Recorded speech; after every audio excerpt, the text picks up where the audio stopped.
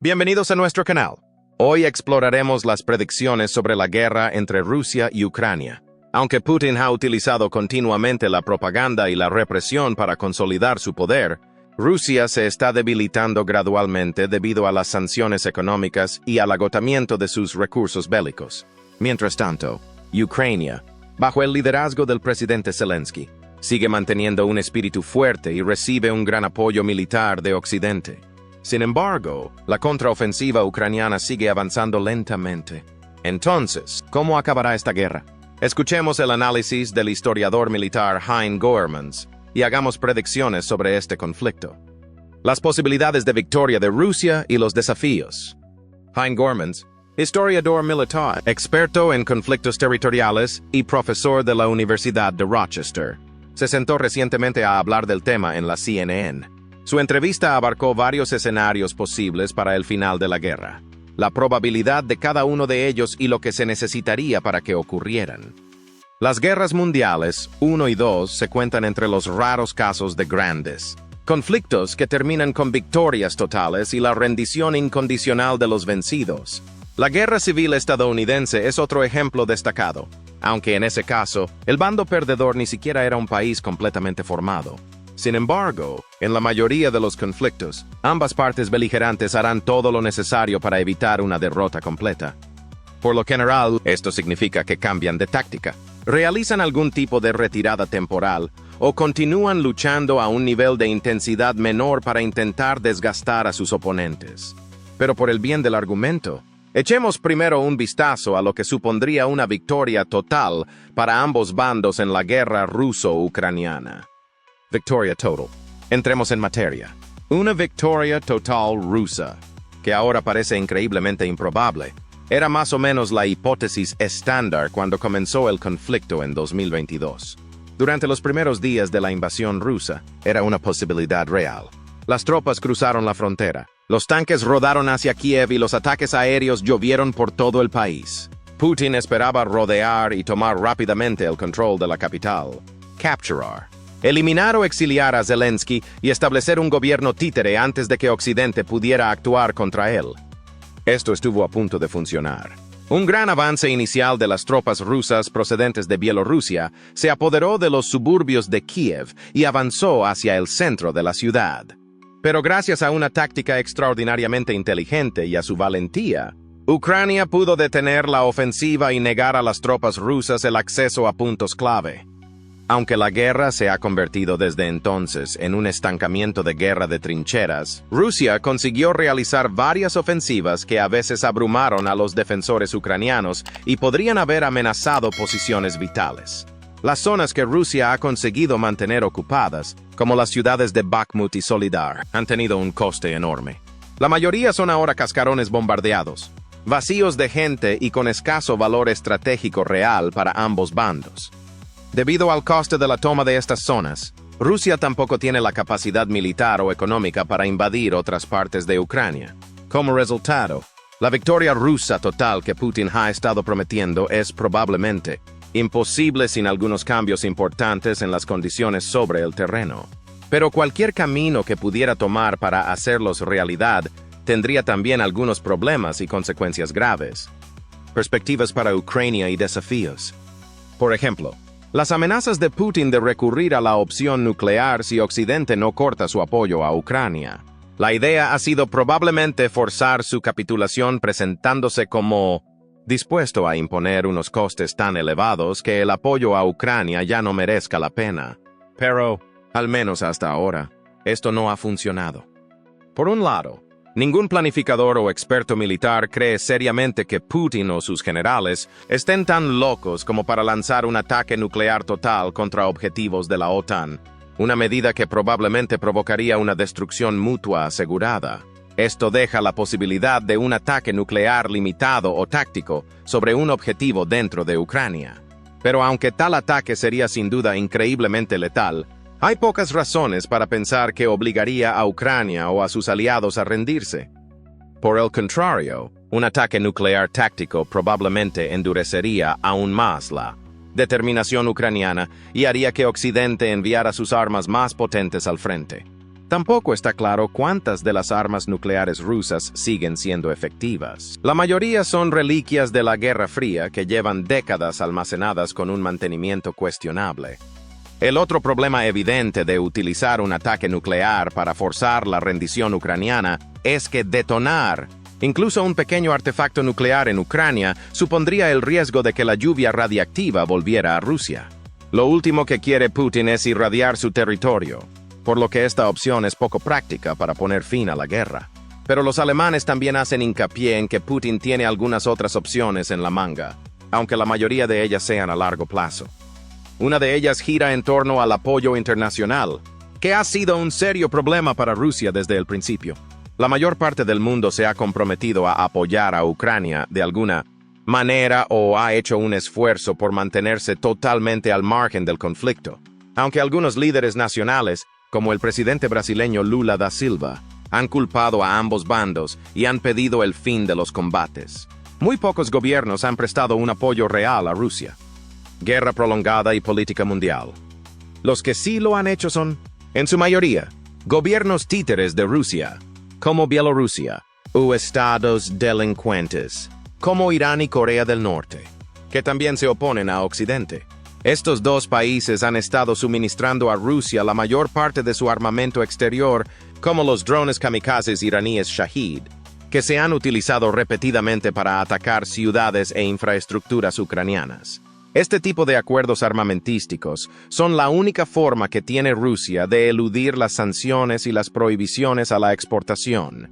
Pero el equipo que proporcionan no es ni mucho menos suficiente para garantizar una victoria real. Esto deja una posibilidad en ciernes que a Occidente le gustaría evitar: que China preste su apoyo al esfuerzo bélico de Rusia. El papel de China en el conflicto ya ha demostrado ser algo único, ya que el presidente chino, Xi Jinping, no ha tenido ningún problema en posar para las fotos con Putin, a quien ha llamado su mejor y más íntimo amigo. Desde la introducción de las sanciones el año pasado, China se ha convertido con diferencia en el principal apoyo económico de Rusia, y el comercio entre ambos alcanzó un máximo histórico de $190.000 millones en 2022. Ese mismo año, las importaciones rusas procedentes de China aumentaron un 13%. Hasta $76.000 millones, y sus exportaciones a China aumentaron un 43%, hasta $114.000 millones. Gran parte de ello se debe a la venta de petróleo y gas, que han sido durante mucho tiempo el activo económico más importante de Rusia.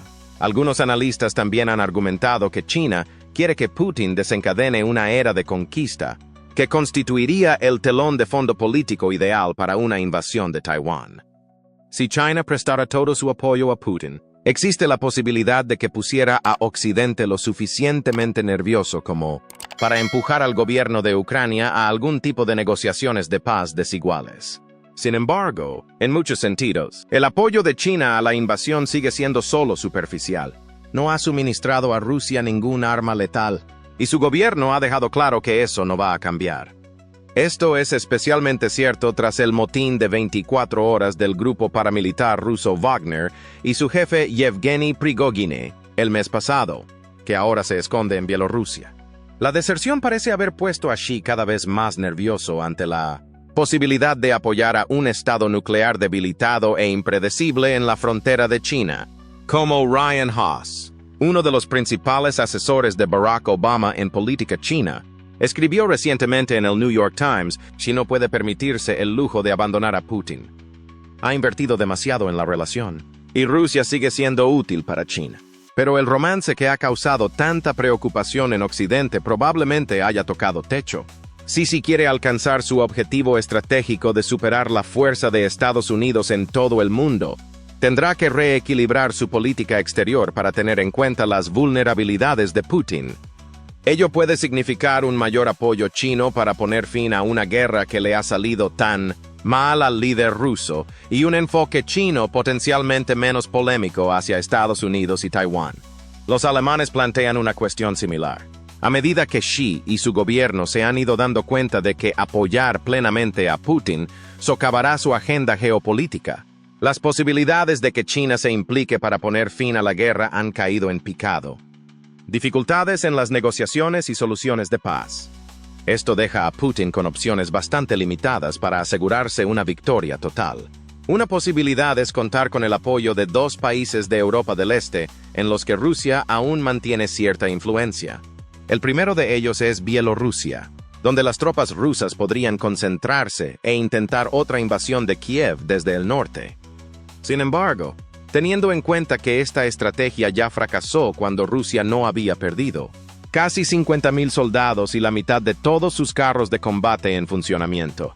Un ataque similar ahora probablemente iría aún peor, dado que Ucrania está ahora armada hasta los dientes con avanzados sistemas de armamento y entrenamiento occidentales. La otra posibilidad es la implicación de Moldavia, el pequeño vecino suroccidental de Ucrania. Aunque el gobierno de Moldavia no apoya a Putin ni su guerra, Rusia lleva años patrocinando un movimiento separatista en el este de Moldavia, en la frontera con Ucrania. Esta pequeña región, conocida como Transnistria, alberga un batallón de tropas rusas que hasta ahora se han mantenido al margen del conflicto en Ucrania. Pero eso podría cambiar rápidamente, ya que Transnistria podría convertirse fácilmente en otro punto de escala para que las tropas rusas lancen una ofensiva en el sur. Si se coordina con un ataque desde Bielorrusia, este movimiento de pinza podría suponer un serio problema para Kiev, obligándole a defenderse desde dos direcciones. Pero, una vez más, las probabilidades de que esta estrategia conduzca a una victoria rusa completa son bastante escasas. Si se intentara sin armamento chino, un ataque de este tipo tendría que coger completamente por sorpresa a los planificadores de guerra ucranianos y occidentales. Teniendo en cuenta la eficacia de los servicios de inteligencia para detectar los movimientos de tropas rusas, hay pocas probabilidades de que esto sea posible. También es probable que el ataque tuviera que utilizar algunos elementos de guerra asimétrica, como montar una insurgencia rural eficaz o asesinar a elementos clave de la estructura de mando ucraniana.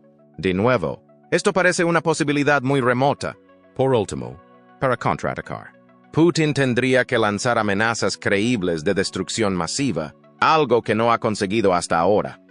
Teniendo todo esto en cuenta, ahora solo hay una pequeña posibilidad de que Rusia consiga una victoria total en Ucrania, lo que supone un gran cambio con respecto a hace un año y medio. ¿Cuáles son las alternativas? Bueno, una posibilidad algo menos lejana es la de una victoria ucraniana. Aunque los expertos y analistas descartaron por completo la posibilidad de que Ucrania ganara la guerra cuando empezó, al cabo de unas semanas, muchos empezaron a cambiar de opinión. A medida que la marea de la batalla cambiaba y las tropas rusas eran expulsadas de Kiev y obligadas a retroceder hacia el este, quedó claro que los ucranianos tenían posibilidades de salir victoriosos. Parece que sigue siendo así, aunque el camino hacia la victoria total sigue siendo muy difícil. Teniendo en cuenta lo mal que le ha ido a Rusia en el campo de batalla, así como la disminución de sus suministros de guerra, las deserciones internas y la debilidad de su economía, parece lógico que Putin no pueda continuar para siempre. Ucrania también se ha vuelto cada vez más audaz, prometiendo recuperar cada centímetro de su territorio e incluso lanzando ataques con drones contra la propia Moscú. Sin embargo, hay varios obstáculos claros para una victoria ucraniana. En primer lugar, aunque Kiev ha recibido enormes cantidades de potente ayuda militar de Occidente, la mayor parte de ella es terrestre y generalmente está orientada a la guerra defensiva. Los países de la OTAN se han mostrado hasta ahora bastante reticentes a suministrar a Zelensky sistemas aéreos o de largo alcance más útiles para la ofensiva. Sigue preocupando seriamente la posibilidad de que estas armas se utilicen para atacar objetivos dentro de Rusia, con lo que se agravaría aún más el conflicto. Esto parece estar cambiando un poco, ya que recientemente se acordó que Ucrania recibirá cazas F-16 y la formación necesaria para pilotarlos. Aún así, no está claro si los cazas permitirán a Ucrania retomar el territorio ocupado, ya que ambas partes están muy lejos de mantener la superioridad aérea. Otro gran problema podría ser la recuperación de Crimea. En los últimos meses, Ucrania se ha mostrado cada vez más audaz sobre sus intenciones de atacar y finalmente recuperar la península. Esto ha venido acompañado de ataques a depósitos de armas y rutas de suministro clave, lo que indica que podría producirse en breve una ofensiva ucraniana para recuperar Crimea. Pero hacerlo podría ser todo un reto. A pesar de reconocer que Crimea es ucraniana, los gobiernos occidentales se han mostrado algo indecisos a la hora de respaldar plenamente los esfuerzos por recuperarla, temiendo que pudiera ser una línea roja para Putin. Otro problema son las fortificaciones rusas. Recientemente, las imágenes por satélite de Crimea muestran una compleja red de trincheras, minas y dientes de dragón alrededor de Medvedevka, una pequeña ciudad cerca de la frontera con Ucrania continental. La estrategia más probable para las fuerzas ucranianas sería intentar atravesar el corredor terrestre entre Crimea y el continente, dirigiéndose desde Zaporizhia hacia Melitopol y el mar de Azov. De este modo, podrían dividir en dos a las fuerzas rusas y cortar las principales rutas de suministro hacia Crimea. Desgraciadamente, para lograrlo, los blindados y las unidades terrestres ucranianas tendrán que atravesar los campos de minas, las zanjas anti-tank, los dientes de dragón y otros numerosos peligros, además de recibir fuego intenso de la artillería y los drones rusos. Todo esto significa que una ofensiva relámpago para retomar la zona será difícil y muy sangrienta. Los comandantes ucranianos lo saben y probablemente estén tratando de esperar el momento oportuno hasta que empiecen a aparecer más grietas en las defensas rusas. Esto nos lleva a la posibilidad más probable de que la guerra en Ucrania no termine, al menos no pronto. Hay muchas posibilidades de que el conflicto se convierta en un conflicto de menor intensidad, latent, en el que ambas partes intenten sobrevivir a la otra. Este tipo de guerra de desgaste es bastante habitual, sobre todo cuando ninguna de las partes tiene un camino claro hacia la victoria. También parece probable que Kiev pueda contar con que un conflicto de este tipo se decante de su lado, ya que el apoyo internacional de Rusia probablemente no esté aumentando mucho. Ucrania podría tratar de recuperar pueblos y ciudades allí donde pueda, obligando a las tropas rusas a luchar encarnizadamente por cada centímetro de territorio mientras merman sus tropas y suministros un poco más cada semana. Sin una forma real de reemplazarlos, este escenario no favorece a Rusia. En algún momento, Ucrania puede decidir que las posiciones rusas se han debilitado lo suficiente como para montar una ofensiva final sobre Crimea, o puede actuar más lentamente, manteniendo una presión constante y constriñendo las líneas de suministro hasta que las cosas se vuelvan insostenibles. El ministro de Defensa ucraniano, Alexei Reznikov, declaró recientemente que creía que Ucrania podría recuperar su territorio a mediados de 2024, pero está por ver si eso es posible. Lo aterrador de una guerra de desgaste es que, a medida que las cosas se ponen cada vez más difíciles, Putin puede llegar a estar lo suficientemente desesperado como para hacer algo realmente estúpido. Incluso si Ucrania puede recuperar lentamente todo su territorio, Putin todavía tiene suficientes misiles para seguir bombardeando el país desde el otro lado de la frontera. Si este es el caso, entonces lo único que puede detener a Putin es que acabe en la cárcel o a 2 metros bajo tierra, también conocido como Plan de Jubilación ruso. Por desgracia, aunque Putin sea destituido, no hay garantías de que su sucesor sea mejor. Algunos funcionarios rusos han sido incluso más partidarios de la guerra que el propio Putin, y si tomaran el relevo, parece poco probable que las cosas acabaran así como así. Pero digamos que Putin o su sucesor finalmente ven la luz y aceptan entablar negociaciones con Kiev. Algunos pensarían que esto se convertiría mágicamente en una paz duradera, pero lo cierto es que eso dista mucho de ser seguro. Según datos del Instituto Estadounidense para la Paz, hasta el 50% de los acuerdos de paz entre partes enfrentadas se rompen en un plazo de 5 años. Incluso cuando ambas partes saben que continuar la guerra será increíblemente costoso, existe un fuerte incentivo para evitar hacer concesiones al enemigo o mostrar debilidad, especialmente en un sistema político brutal en el que el ganador se lo lleva todo, como el ruso. Este efecto de estropicio significa que es difícil que la paz dure sin una victoria absoluta para uno de los bandos, y sugiere que las negociaciones entre Ucrania y Rusia no durarían mucho, incluso si consiguieran ponerse de acuerdo sobre los términos.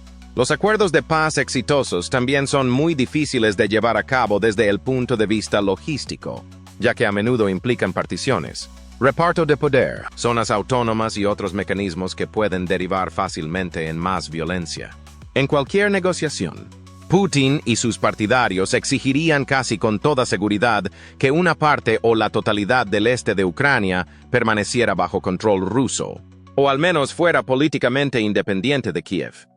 Teniendo en cuenta que Putin sigue reivindicando como suya toda la Ucrania de habla rusa, que el presidente judío del país es un nazi y que, para empezar, Ucrania nunca fue realmente independiente, las posibilidades de que las negociaciones den resultados no son muy buenas. En resumen, desde la perspectiva de los alemanes y de muchos otros expertos, lo más probable es que la guerra en Ucrania no termine.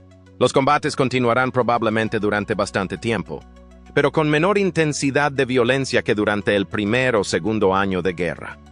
Las trincheras y los campos de minas probablemente seguirán en su sitio, y los misiles seguirán cegando innecesariamente las vidas de ucranianos que solo quieren llevar una vida normal. Y esa es una de las mayores tragedias de las guerras. Son mucho más fáciles de empezar que de parar. Cuando Putin dejó salir al genio de la botella en 2014, y de nuevo en 2022, creó una situación en la que la violencia puede continuar durante años. Así pues, la guerra entre Rusia y Ucrania sigue siendo complicada e impredecible. ¿Cómo crees que acabará esta guerra? Deja tu opinión en la sección de comentarios más abajo. Gracias por seguir hasta el final del video. No olvides darle a me gusta y suscribirte al canal para estar al día de los últimos análisis. Nos vemos en el próximo video.